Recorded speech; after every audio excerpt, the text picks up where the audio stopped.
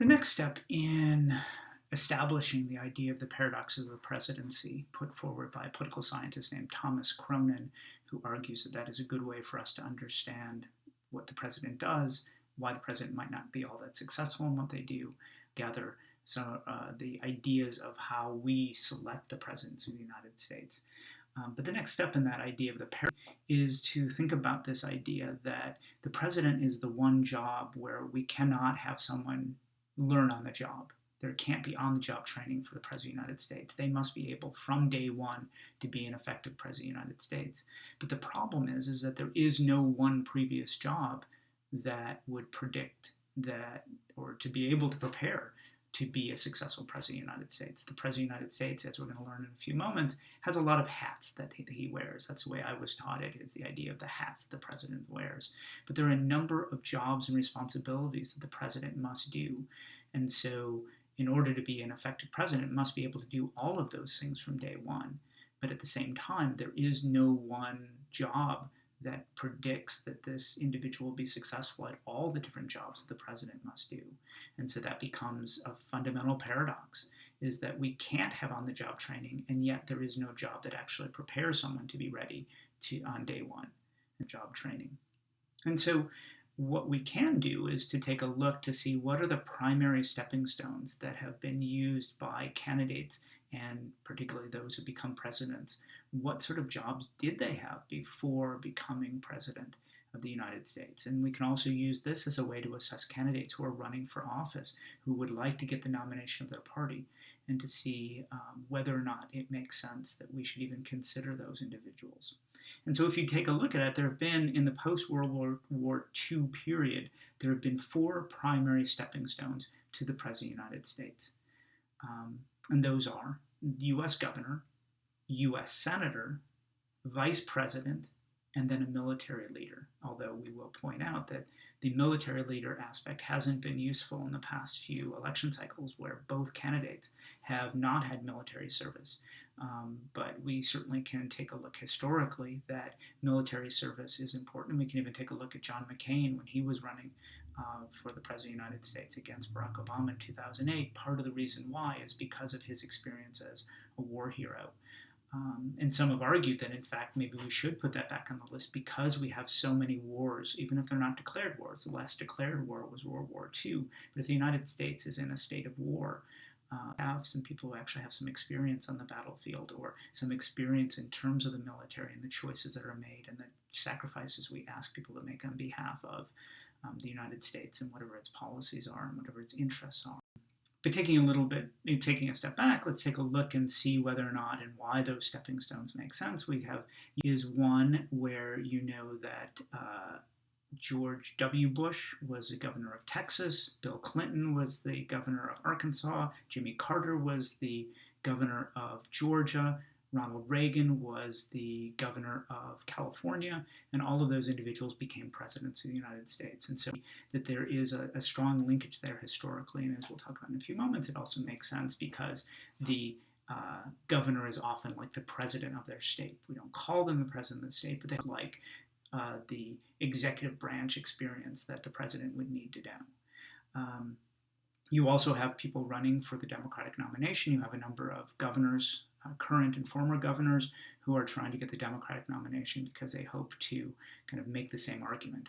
Their ability of in the executive branch at the state level should allow them to be successful in being the head of the executive branch at the national level. U.S. senators, you certainly see a lot of U.S. senators who are saying that they would like to become president of the United States.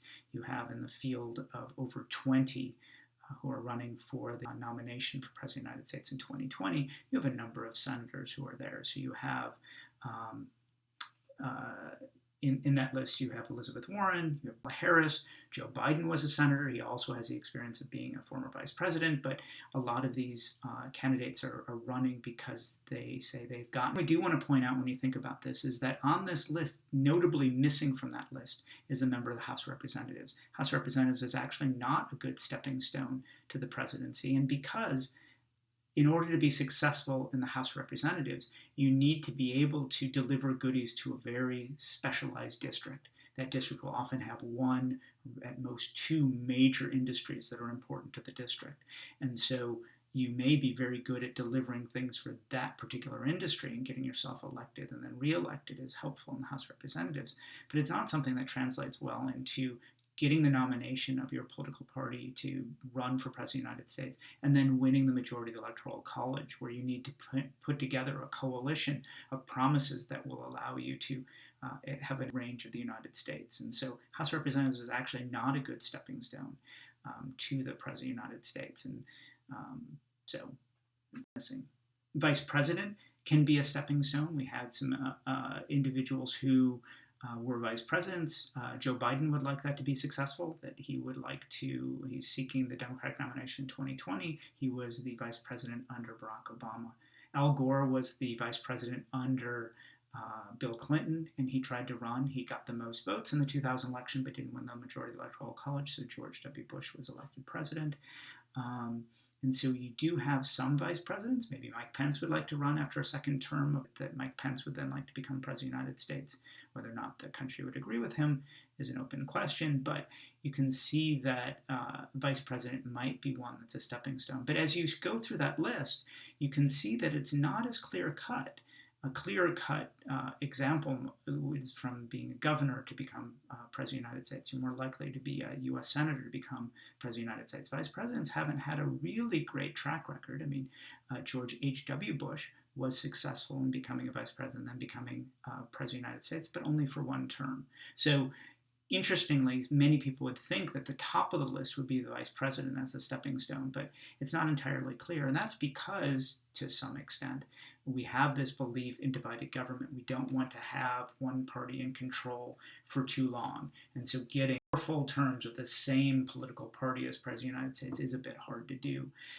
The other thing is that the power of the vice president and what the vice president can actually do varies from president to president. And so it isn't necessarily the launching pad, because of the role of vice president isn't really that explained in that clear cut. Military leader, as we said, was one. Eisenhower was the general during World War II, and he became president of the United States. We have some candidates who have used their military experience. John F. Kennedy certainly used that, and so there are ways in which you can see that as an important part. I think they should be president of the United States, and people may agree or disagree with that. But more recently, we have a number of elections where neither of the major candidates have any military. Again, that's to the detriment of that commander-in-chief role. There are some newer stepping stones that people have pointed out as possible that should be added to this list. One is the business leader, the CEO. The idea that a lot of what the government does is a lot like a business, and so we want someone who has that sort of business sense. The idea that a lot of the understanding the economy could be gained by being a good CEO. The question of whether or not you're a good CEO or not is also an open question. But individuals who have run for office who have been successful.